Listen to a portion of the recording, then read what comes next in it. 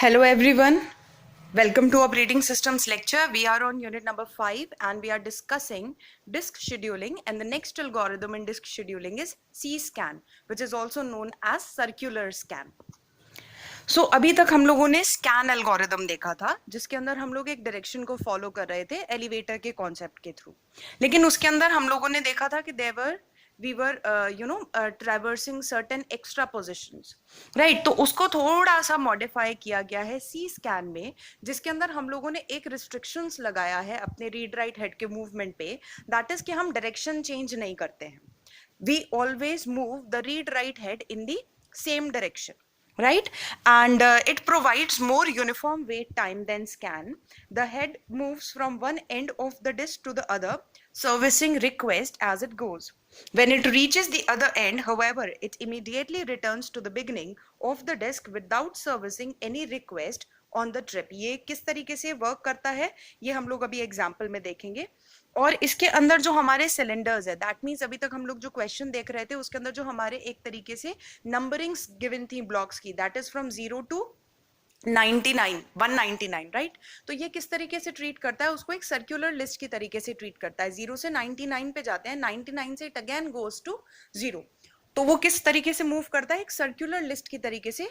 यहाँ पर जो हम लोग अपने सिलेंडर्स को, जो हमारा रीड राइट हेड मूव्स करता है सिलेंडर पे, that is somewhat rotating in a circle, तो इसलिए इसको हम लोग सर्कुलर स्कैन भी बोलते हैं. And the key point over here is do not change the direction. अब ये कैसे वर्क करता है इसका एग्जाम्पल देखते हैं. सेम क्वेश्चन है हमारे पास जो क्यू है उसके अंदर जो पेंडिंग रिक्वेस्ट है दैट इज फ्रॉम 98 टू 67, और हम क्या करेंगे, इसको वैसे ही प्लॉट कर लेंगे. 0 से 99 तक हमारे को क्वेश्चन में गिवन था और हम लोगों ने बस उनको प्लॉट कर लिया है. अब यहाँ पे जो चीज हमें ध्यान रखना है कि हमारे पास जो बाय डिफॉल्ट डायरेक्शन होता है that is towards the left. ये हमने स्कैन में देखा था, लेकिन अगर हम चाहें तो ड्यूरिंग द डेवलपमेंट या हार्डवेयर डेवलपमेंट के टाइम पे जब भी हम रीड राइट हेड का कंस्ट्रक्ट करते हैं और उसके लिए सिग्नल्स को डायरेक्ट करवाते हैं, तो हम लोग उसके डायरेक्शन को चेंज भी कर सकते हैं. तो in this particular question we will be looking at if suppose the direction is in the right hand side, right? तो अभी हम लोग में जो स्कैन में देखा था वो लेफ्ट हैंड साइड का डायरेक्शन देखा था. एक बार राइट हैंड साइड की तरफ देखते हैं कि क्वेश्चन कैसे सॉल्व किया जा सकता है. तो हमारा जो रीड राइट हेड है दैट इज करंटली ऑन 53. तो अब हम 53 से आगे चलेंगे इन the right hand side direction, that is 65. 65 से 67, 98, 122, 124 एंड 183. अब यहां पर ये कहां तक मूव करा, 183 तक, जो कि हमारे राइट हैंड साइड पर मैक्सिमम रिक्वेस्ट थी. अगर हम अपनी क्यू देखें तो 183 तक हमारी मैक्सिमम रिक्वेस्ट जाती है. उसके बाद क्या करते हैं, यहां पर we will be moving towards 199 as well. क्यों? क्योंकि स्कैन का ही वर्जन है, बस सर्कुलर कर दिया गया है. तो अगर हम राइट हैंड साइड में मूव कर रहे हैं तो कहां तक जाएंगे, अपने लास्ट ट्रैक तक. Same concept as in the elevator, जिस डायरेक्शन के अंदर मूव कर रहे हैं वहां के हाईएस्ट फ्लोर तक हम लोग पहले जाएंगे. तो सपोज अभी हम लोग एक 53th फ्लोर से ऊपर की तरफ हमारा एलिवेटर मूव कर रहा है तो लास्ट फ्लोर तक जाएगा. अब यहां पर हम लोग जो सी स्कैन के अंदर करते हैं दैट इज सर्कुलर लिस्ट की तरीके से मूव कर रहे हैं. दैट मींस 199 के बाद कौन सा ट्रैक आना चाहिए, 0.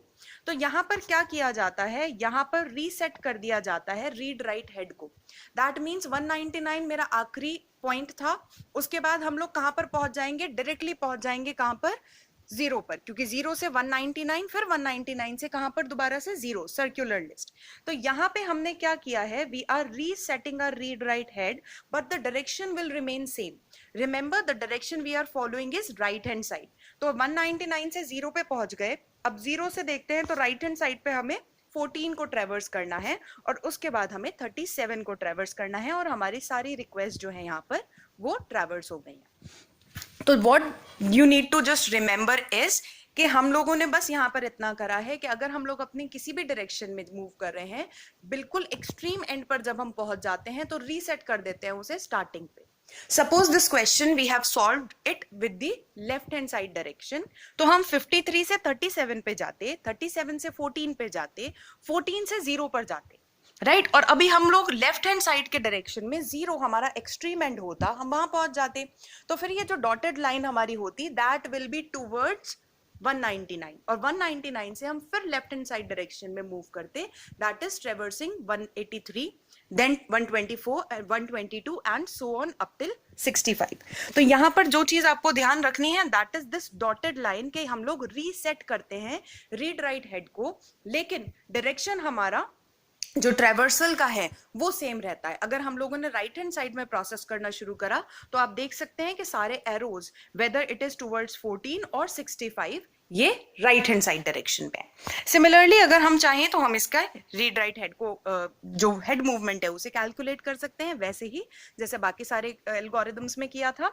बस यहाँ पर आपको जो ध्यान देना है, ये जो रीसेटिंग डॉटेड लाइन है हम उसको इंक्लूड नहीं करते हैं because we are not traversing anything. हमने बस उठा के अपने रीड राइट हेड के डायरेक्शन को या फिर कह सकते हैं उसके पॉइंट को चेंज कर दिया है, तो हम बस इस डॉटेड लाइन को काउंट नहीं करते हैं, बाकी हम लोग डिफरेंस निकालकर we can calculate the total head movement. तो that was the C scan algorithm. I hope आप लोगों को ये क्लियर होगा। In any doubt you feel free to ask your queries. Thank you.